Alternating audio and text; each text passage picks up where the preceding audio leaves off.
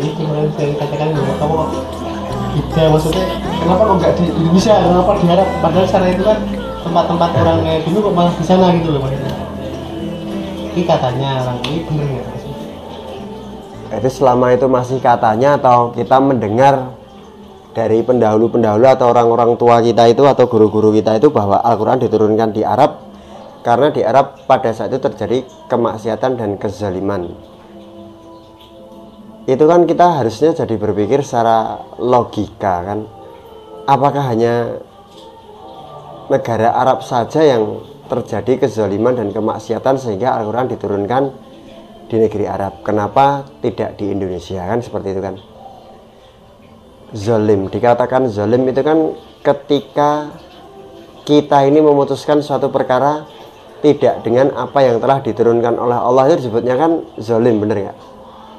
Ketika hukum-hukum Allah itu sudah diganti dengan hukum-hukum manusia, kemudian perintah-perintah Allah itu tidak kamu implementasikan sesuai dengan hakikat, cara makanmu, cara minummu, caramu mengkonsumsi binatang-binatang, caramu bertegur sapa atau berkomunikasi dengan makhluk hidup atau dengan sesama manusia yang lain itu tidak sesuai dengan apa yang telah diturunkan oleh Allah, itu berarti disebutnya zalim.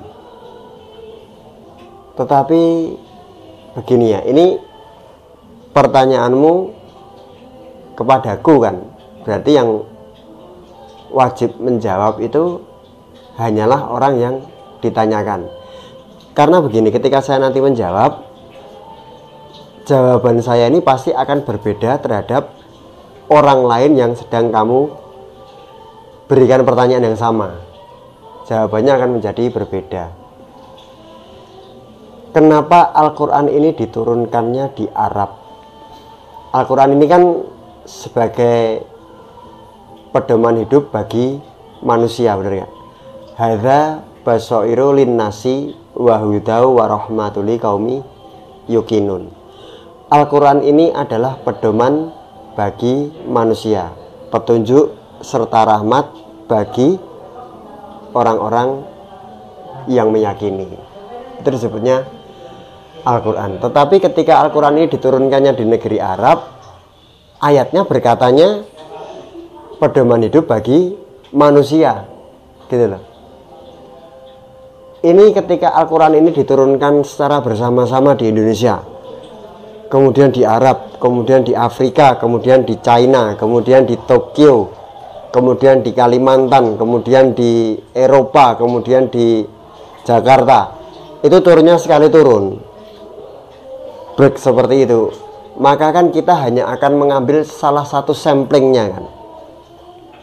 Jadi negeri Arab ini hanyalah sebuah sampling di mana Al-Quran itu diturunkan. Sesungguhnya pada di saat yang sama, di mana di suatu tempat itu terjadi kezaliman atau kemaksiatan, pastinya ayat-ayat Allah akan diturunkan.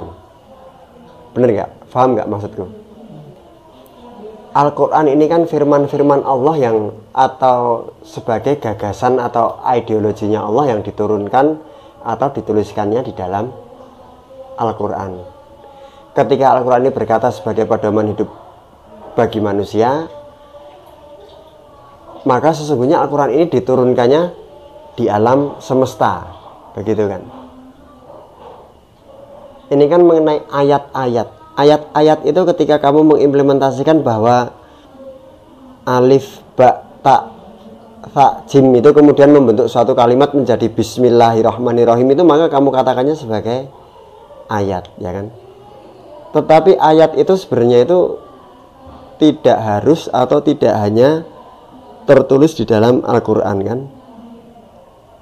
Firman Allah ini turunnya sebagai tulisan atau perkataan, kan itu yang perlu ditanyakan. Ketika Allah ini menurunkan suatu firman itu berupa tulisan atau perkataan. Firman Allah itu diturunkan oleh Allah ke dunia ini berbentuknya suatu tulisan atau perkataan. Inna sanulki alaika kaulan sakila. Sesungguhnya aku akan menurunkan perkataan yang berat. Benar nggak?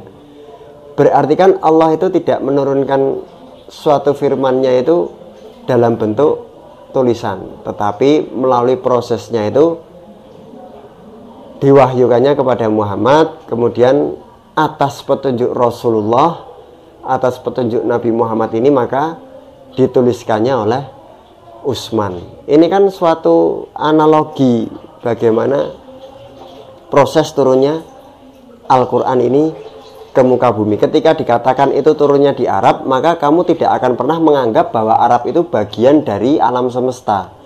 Akhirnya kamu akan mengatakan bahwa Al-Quran turunnya di Arab. Arab ini letaknya di mana? Di Timur Tengah. Timur Tengah itu bagian dari negara atau bagian dari daratan atau bagian dari lautan. Lebih tepatnya dikatakan Arab Saudi itu, Mekah itu adalah bagian dari alam semesta. Bener nggak? Paham nggak?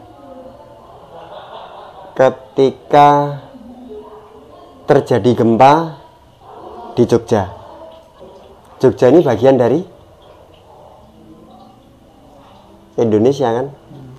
Maka orang-orang akan menyebut, masyarakat dunia akan menyebut telah terjadi gempa di Indonesia. Paham? Jogjanya mana? Bantul. Kan seperti itu, paham nggak maksudnya? Ketika terjadinya gempa ini di Bantul atau di Yogyakarta, ini akan berpengaruh kepada penduduk dunia nggak?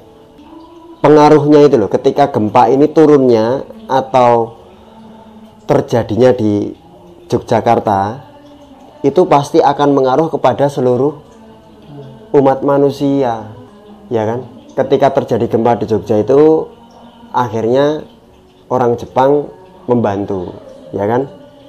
Apa yang dia bantu? Bahan pokok atau makanan. Bahan pokok makanan ini dibuat oleh warga Jepang, ya enggak? Kemudian harus dinaikkan pesawat atau helikopter dari Jepang menuju ke Indonesia. Minyaknya, bensin atau bahan bakar dari pesawat tersebut diproduksi oleh negara Timur Tengah. Maka orang Jepang akan membeli bahan bakar dari Timur Tengah, kemudian bahan bakarnya itu diantarlah oleh orang-orang Arab Saudi ke Jepang ini, kemudian digunakan sebagai bahan bakar pesawat untuk mengantarkan bahan makanan untuk korban gempa bumi di Jogja. Ini kan berpengaruh kan? Begitu loh. Paham nggak maksud saya? Jadi secara implisit itu kemudian akhirnya PBB itu harus mengadakan pengumuman lah, semacam pengumuman kepada seluruh dunia ini bahwa telah terjadi gempa bumi di Yogyakarta. Akhirnya yang di Afrika, yang di Amerika, yang di Australia, akhirnya mereka harus atas dasar kemanusiaan mereka membantu untuk meringankan beban-beban saudara-saudara kita yang telah mengalami gempa di Yogyakarta. Paham nggak? Jadi ketika Al-Quran itu diturunkannya di Arab, dan kamu katakan bahwa di Arab itu telah terjadi kemaksiatan dan kezaliman, turunnya Al-Quran di Arab ini akan berpengaruh nggak terhadap alam semesta? Karena turun di Arab, maka kamu sebagai orang Indonesia juga menggunakan Al-Quran sebagai pedoman hidup, bener nggak? Paham nggak? Ngerti nggak maksudku ini? Akhirnya juga seluruh dunia terpengaruh kan dengan turunnya Al-Quran di Arab, begitu loh. Ini kan karena kita tidak pernah mau mengakui bahwa sebenarnya kemaksiatan dan kezaliman itu juga terjadi di Indonesia, benar nggak? Kenapa Al-Quran diturunkan di Arab? Pada saat itu banyak sekali bayi yang lagi lahir kemudian dikubur hidup-hidup, benar nggak?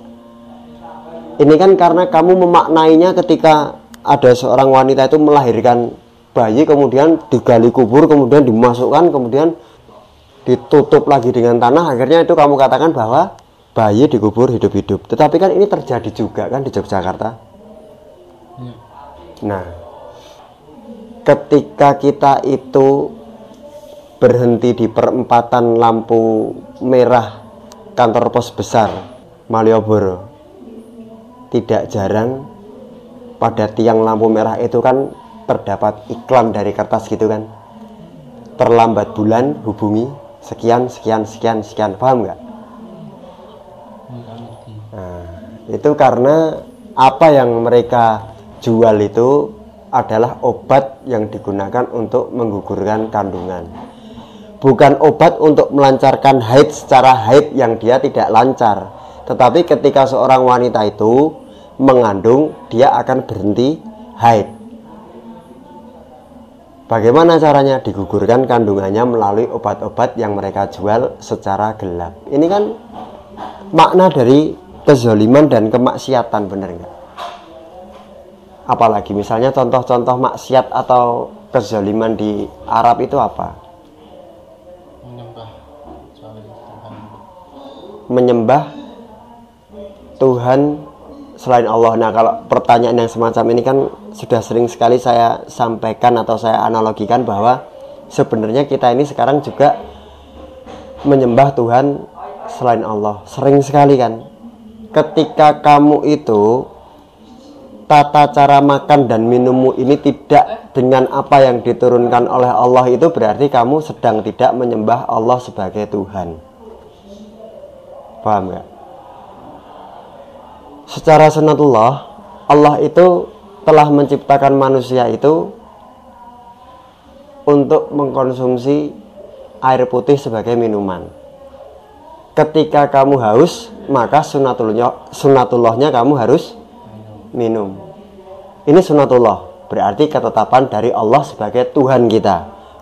Ketika kita minum dalam keadaan haus, itu berarti kita telah minum atas perintah Tuhan kita, yaitu Allah. Tetapi ketika kamu itu minum dalam keadaan kamu tidak haus, maka itu perintah siapa? Ini loh yang dimaksud dengan mengada-adakan Tuhan selain Allah. Maka turunnya Al-Quran di dunia ini untuk mengajarkan pada kamu sesuatu, atau fondasi-fondasi kamu dalam hidup itu dari sesuatu yang ringan-ringan atau mendasar dulu. Dari tata cara minum kamu, tata cara makan kamu, itu kamu sudah mengadakan Tuhan selain Allah. Ketika perintahnya Allah itu minumlah ketika kamu haus, itu sunatullah. Tetapi ketika kamu itu minum dalam keadaan tidak haus, dipastikan itu perintah dari hawa nafsu. Ini kan makna dari kesanggupan. Ketika hamba-hamba Allah, orang-orang yang beriman ini sanggup minum ketika haus, itu disebutnya beriman. La yukallifullahu nafsan ila wus'aha. Tidak membebani sesuatu di luar kesanggupan. Sanggup gak kamu ketika haus kamu minum? Sanggup gak? Ketika kamu tidak sanggup, akhirnya kamu akan minum dalam keadaan tidak haus. Maka apa yang kamu minum? Coca-Cola, Energen, Sprite, Fanta. Itu karena kamu tidak menepati sunatullah. Karena kamu tidak sanggup untuk menetapi apa-apa yang telah diturunkan oleh Allah. Nah, bagi kami orang-orang yang sanggup ini hanya akan minum ketika haus. Ini berarti perintah Allah. Ketika kamu itu minum dalam keadaan tidak haus, maka dipastikan itu perintah hawa nafsu. Paham nggak? Jadi makna diturunkannya Al-Quran di Arab, di negeri Arab, itu karena Rasulullah itu yang dipilihnya oleh Allah itu yang mampu. Jadi akal, logika, kecerdasan, dan otak yang mampu untuk menerima Al-Quran ini sebagai firman-firman Allah yang harus ditetapi ketetapannya itu Nabi Muhammad. Karena secara hakikatnya itu otak beliau ini sempurna, cara berpikir beliau ini bijaksana, kemudian implementasinya beliau itu sebagai makhluk Allah yang diberikan ketetapan hanya untuk mengabdi kepada Allah itu dapat dilaksanakannya dengan sangat baik. maka Al-Quran diturunkannya di Arab. Ya mungkin bisa jadi sebelum Al-Quran itu diturunkannya di Arab kepada Nabi Muhammad itu mungkin Al-Quran juga sudah dipergilirkan di muka bumi ini. Ketika ayat-ayat Allah ini diturunkannya di tanah Jawa ini, orang Jawa belum mampu mengemban perintah gitu kan. Dikatakan bahwa gunung-gunung akan remuk atau kemudian laut-laut akan menguap kemudian, atau pada saat dataran-dataran ini akan menjadi porak-poranda, itu karena mereka itu, karena ciptaan-ciptaan Allah ini tidak mampu mengemban perintah-perintah Allah yang dituliskannya di dalam ayat-ayat Al-Quran itu kan. Seperti itu kan, di dalam Al-Quran itu kan diimplementasikannya kan bahwa gunung-gunung ini tidak mampu untuk mengemban perintah dari Allah, yang mampu hanya manusia kan akhirnya kan. Paham nggak? Kira-kira menjelaskan nggak? Jadi kalau implementasinya itu Al-Quran itu diturunkannya di tanah Arab karena di sana terjadi kemaksiatan dan kezaliman, itu kok seolah-olah itu Al-Quran tidak diturunkan di Yogyakarta ini karena di Yogyakarta ini tidak terjadi kezaliman dan kemaksiatan. Bener nggak? Ini akan berpengaruh kok dari Arab ke Indonesia, dari Indonesia ke Malaysia, dari Malaysia ke Filipina, dari Filipina ke Tokyo, dari Tokyo ke Amerika, dari Amerika ke Perancis. Ini akan dipergilirkan kok turunnya Al-Quran itu dalam arti makna hakikat. Ketika sekarang Al-Quran sudah tidak diposisikan sebagai Al-Qurannya Al-Quran, atau tidak diposisikannya sebagai pedoman hidupnya manusia, itu akhirnya kita wajib untuk menegakkan kembali Al-Quran kok. Jadi Al-Quran itu benar-benar akan turun di Yogyakarta dan kita itu sebagai pengembannya nanti akhirnya, ketika Al-Quran ini sudah tidak diposisikan sebagai Al-Quran di Arab Saudi kan, hanya seperti itu. Insya Allah menjelaskan.